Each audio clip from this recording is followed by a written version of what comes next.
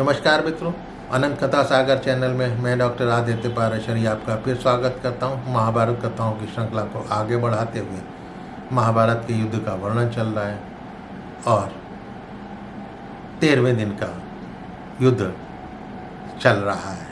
पिछले एपिसोड में शल्य के भाई का वध अभिमन्यु ने कर दिया था और आज दुशासन और अभिमन्यु का युद्ध हो रहा है। तो अभिमन्यु का पराक्रम देखकर कृपाचार्य को संबोधित करते हुए दुर्योधन के सामने कहा कि यह सुभद्रा कुमार अभिमन्यु यदि चाहे तो इस सारी सेना को नष्ट कर सकता है। न जाने वो ऐसा क्यों नहीं कर रहा है। ये कौन कह रहा था? द्रोण। यह सुनकर दुर्योधन को बहुत क्रोध आ गया और द्रोण की ओर देखता हुआ कर्ण, शल्य, दुशासन आदि से बोला, ये संपूर्ण मूर्धाभिषिक्त यानी मूर्ख एक तरह से राजाओं के आचार्य अर्जुन के इस मूढ़ पुत्र को मारना नहीं चाहते हैं। यदि ये उसे मारना चाहें तो यमराज भी युद्ध में इनके सामने नहीं टिक सकता, परंतु ये अर्जुन के पुत्र की रक्षा करते हैं क्योंकि अर्जुन इनके शिष्य हैं और शिष्य के पुत्र तो प्रिय होते ही हैं। ये अभिमन्यु अपने ऊपर अभिमान कर रहा है, तुम सब लोग मिलकर इसे मार डालो। ये सुनकर दुशासन ने प्रतिज्ञा ली कि मैं इस अभिमन्यु को मार डालूंगा। उसको मरा हुआ देखकर श्री कृष्ण और अर्जुन वैसे ही मर जाएंगे, तब आपके दुश्मन अपने आप समाप्त हो जाएंगे। ये कहकर दुशासन जो है बाणों की वर्षा करता हुआ अभिमन्यु के सामने आ गया। तो अभिमन्यु ने 26 बाणों से उसे घायल कर दिया। उसके बाद दोनों महारथियों में भयंकर युद्ध होने लगा। अभिमन्यु दुशासन से बोला, बड़े सौभाग्य की बात है कि आज मैं युद्ध में सामने आए हुए एक शूरवीर, अभिमानी, निष्ठुर, धर्म त्यागी और दूसरों की निंदा करने वाले शत्रु को देख रहा हूं। अरे मूर्ख, तूने विजय में पागल होकर अपने कठोर वचनों द्वारा युधिष्ठिर को दुख पहुंचाया था। कब? जुए में।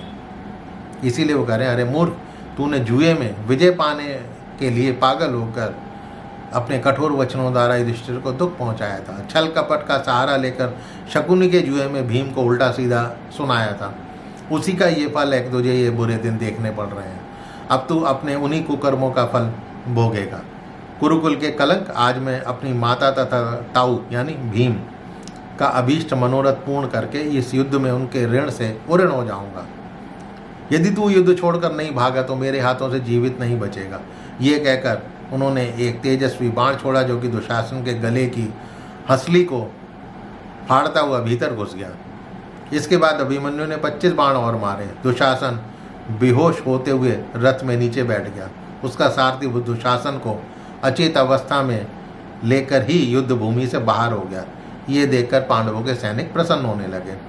उस समय दुर्योधन राधा पुत्र कर्ण से बोला, देखो वो वीर दुशासन अभिमन्यु के वश में पड़ गया और क्रोध में भरकर अभिमन्यु की रक्षा करने वाले सैनिक सिंहों के समान धावा कर चुके हैं। ये सुनकर कर्ण जो है क्रोधित होकर अभिमन्यु पर बाणों की वर्षा करने लगा। तभी अभिमन्यु ने कर्ण को 73 बाणों से घायल कर दिया। एक बार फिर 73 बाणों से घायल कर दिया। कोई भी अभिमन्यु को द्रोण की तरफ बढ़ने से रोक नहीं पा रहा था। तब कर्ण ने एक बार फिर सैकड़ों बाणों से अभिमन्यु को बींध डाला। बाणों से घायल होते हुए भी अभिमन्यु ने कर्ण के सारथी घोड़ों सहित कर्ण को फिर घायल कर दिया और कर्ण को धनुष उसके काटकर पृथ्वी पर गिरा दिया।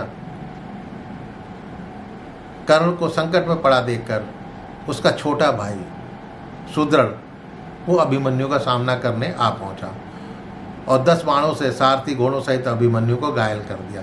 तब अभिमन्यु ने मुस्कुराते हुए एक ही बाण से कर्ण के भाई सुदृढ़ का सिर धड़ से अलग कर दिया। अपने भाई को मरा हुआ देखकर कर्ण जो है बहुत दुखी हुआ। अभिमन्यु विशाल चतुरंगणी सेना को विदीर्ण करने में लगा हुआ था। अभिमन्यु के चलाए बाणों से पीड़ित होकर कर्ण जो है रणभूमि से एक बार फिर भाग गया। पूरी कौरव सेना में भगदड़ मच गई। केवल जयद्रथ को छोड़कर बाकी सारे के सारे योद्धा जो है वो रणभूमि छोड़कर भाग चुके थे। आगे क्या होता है ये जानने के लिए अगला एपिसोड देखिएगा। तो मेरे चैनल को सब्सक्राइब करना मत भूलिएगा। हो सके तो अपने इष्ट मित्रों से इसको शेयर अवश्य कीजिएगा। मिलता हूँ अगले एपिसोड में, तब तक के लिए नमस्कार।